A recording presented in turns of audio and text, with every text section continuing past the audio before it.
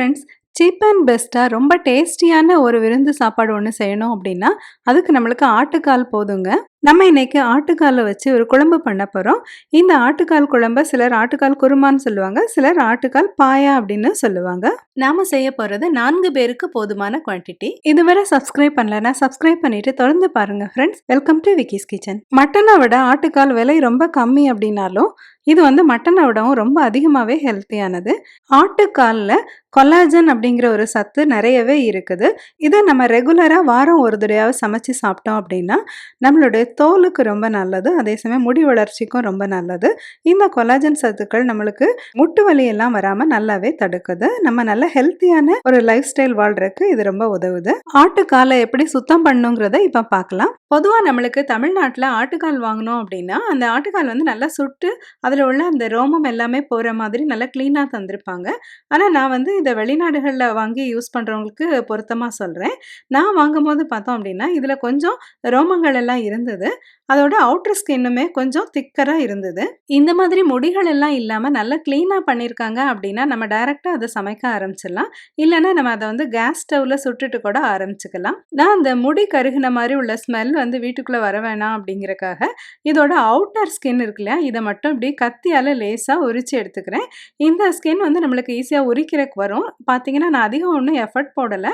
இந்த மாதிரி நம்ம பிடிச்சி இழுத்தோடனே நம்மளுக்கு வந்துடுது. இந்த ஆட்டுக்கால் எலும்பெல்லாம் நல்லா இந்த மாதிரி எந்த ரோமமும் இல்லாமல் நல்லா நீட்டாக க்ளீன் பண்ண பிறகு நம்ம இதை நல்லா அலசி எடுத்துட்டு வந்துடுவோம். இது இப்படி நல்லா க்ளீனாக வெள்ளையாக இருந்தால் தான் நம்மளுக்கு சூப்போ குழம்போ எந்த வாடையும் இல்லாமல் நல்லா டேஸ்டியாக இருக்கும். குழம்பு செய்யறதுக்காக ஒரு பெல்லாரி வெங்காயம், ஒரு தக்காளி எடுத்துக்கிறோம். வெங்காயத்தை நீள வாக்குலையும் தக்காளியை சதுரங்களாவும் கட் பண்ணி வச்சுக்கிறோம். தாளிக்கிறதுக்காக ஒரு கொத்து கருவேப்பிலை, 2 பச்சை மிளகாய், கொஞ்சம் மல்லி புதினா தழை எடுத்து வச்சிருக்கோம். குழம்பு தாளிக்கிறதுக்காக 1 ஸ்பூன் சோம்பு, பிரிஞ்சி இலை 1, கடல் பாசி சிறிதளவு, கிராம்பு 4, ஏலக்காய் 4, பட்டை ஒரு சிறிய துண்டு, இதெல்லாம் எடுத்து வச்சிருக்கோம். அடுப்புல ஒரு சின்ன குக்கரை வச்சு நம்ம சூடு பண்ணிக்கிறோம். இதுல நல்லெண்ணெய் 2 டேபிள் ஸ்பூன் சேர்த்துக்கிறோம். நல்லெண்ணெய்க்கு பதிலாக நம்ம கடலெண்ணெய்னாலும் சேர்த்துக்கலாம். எண்ணெய் சூடாக ஆரம்பிச்சோடனே நம்ம எடுத்து வச்சிருந்தால இந்த சோம்பு கறி மசாலா எல்லாத்தையும் சேர்த்துக்கிறோம். நம்ம எடுத்துருக்கிறது 3 லிட்டர் ப்ரெஷர் குக்கர். சோம்பு செவக்க ஆரம்பிச்சோடனே நம்ம நறுக்கி வச்சிருந்தால இந்த வெங்காய துண்டுகளை சேர்த்துக்கிறோம். இது கூட 2 கீறின பச்சை மிளகாயும் கருவேப்பிலையும் சேர்த்து நல்லா வதக்கிக்கிறோம். வெங்காயம் நல்லா வெந்து சாஃப்ட் ஆகிற வரைக்கும் வதக்கிக்குவோம். வெங்காயம் செவக்கணும்னு அவசியம் கிடையாது. இது கூட இஞ்சி பூண்டு பேஸ்ட் 2 டேபிள் ஸ்பூன் சேர்த்துக்கிறோம். நான்வெஜ் குழம்புகள்லாம் செய்யும் போது இந்த இஞ்சி பூண்டு பேஸ்ட் ரொம்ப முக்கியமானது. நம்ம இதுல பூண்டு ஒரு முழு பூண்டு சேர்த்துக்கிட்டோம் அப்படின்னு தான் நம்மளுக்கு ரொம்ப ஹெல்த்தியா இருக்கும். இஞ்சி பூண்டு பேஸ்ட் சேர்த்து 1 நிமிஷம் வதக்கின பிறகு நம்ம நறுக்கி வச்சிருந்தாலும் அந்த தக்காளி சேர்த்துட்டு கொஞ்சம் மல்லி புதினாவையும் சேர்த்துக்கிறோம். தக்காளி நல்லா சாஃப்டா வர்ற வரைக்கும் வதக்கிக்குவோம். எண்ணெய் தெளிஞ்சு வரணும் அப்படிங்கறக்காக நிறைய எண்ணெய் சேர்க்க வேண்டாம். ஆட்டுக்கால சமைச்சு முடிச்ச உடனே நம்மளுக்கு நிறைய எண்ணெய் தெளிஞ்சு வரும். அதுவே நம்மளுக்கு ரொம்ப அழகா தெரியும். இது கூட மஞ்சள் தூள் 1/2 டீஸ்பூன் சேர்த்துக்கிறோம். கல்லுப்பு 1 டீஸ்பூன், மிளகாய் தூள் 1 டீஸ்பூன், இல்லைன்னா அவரவர் விருப்பத்திற்கேற்ப, மல்லித்தூள் 3 டீஸ்பூன், கரம் மசாலா தூள் 1/2 டீஸ்பூன் சேர்த்துக்கிறோம். இந்த மசாலா பவுடர்லாம் சேர்த்த பிறகு இந்த மாதிரி நல்லா வதக்கிக்குவோம். இப்படி 1 நிமிஷம் வதக்குனாதான் இதுல உள்ள பச்சை மசாலா ஸ்மெல் எல்லாம் போகும். இனிமே இது கூட நம்ம கிளீன் பண்ணி வச்சிருந்தாலே இந்த ஆட்டுக்கால் துண்டுகளை சேர்த்துக்கிறோம். ஆட்டுக்காலை போட்ட பிறகு இந்த மாதிரி லேசா அப்படி வதக்கிக்குவோம். இந்த மாதிரி ஹீட்ல அது கொஞ்ச நேரம் இருந்துச்சுன்னா தான் நம்மளுக்கு அதோட கொழுப்பு இழகிறதுக்கு ஈஸியா இருக்கும். ஆட்டுக்கால் வதங்கிட்டு இருக்கும் போதே நம்ம தேவையான மசாலாவை அரைச்சிக்கலாம். 1/4 கப் அளவு துருவன தேங்காய் எடுத்துக்கலாம்.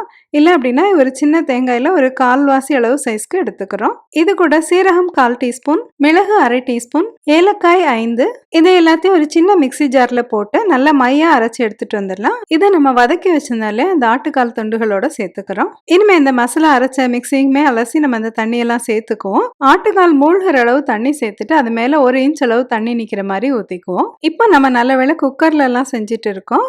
முன்னாடி காலங்கள்ல பார்த்தோம் அப்படின்னா இந்த ஆட்டுக்கால் குழம்பெல்லாம் முந்தின நாள் நைட்டே விறகடுப்புல வெளியில வச்சு சமைக்க ஆரம்பிச்சிருவாங்க. அது நைட் ஃபுல்லா வெந்தாதான் இந்த ஆட்டுக்கால் வேகும் அப்படின்னு சொல்லுவாங்க. அவ்வளோ டைம் எடுக்கும் இது வேகிறதுக்கு. சப்போஸ் நம்ம குக்கர்ல போடாம இப்படி வெளியில வச்சு சமைக்க போறோம் அப்படின்னா இதுல ஏற்கனவே ஃபர்ஸ்ட் உப்பு சேர்த்துனால இந்த மாதிரி உப்பு சேர்த்து வேக வைக்க கூடாது. நம்ம ப்ரெஷர் குக்கர்ல தான் போடுறோம் அப்படிங்கறதுனால தான் நம்ம உப்பு சேர்த்திருக்கிறோம். இதை நல்லா இப்படி ஒரு தடவை கலந்து விட்டுக்குவோம். இதுல நம்ம நிறையவே தண்ணி சேர்த்திருக்கிறோம் இல்லையா, இப்படி தண்ணி சேர்த்துக்கணும். அப்பதான் நம்ம குக்கர் அதிகமான நேரம் நம்ம வேக விடும் போது இது நல்லா கால் வேகிறதுக்கு ஈஸியா இருக்கும். இல்லைன்னா தண்ணி கீழே வத்திட்டு பிடிச்சிடும். இனிமே குக்கரை மூடி வச்சிடலாம்.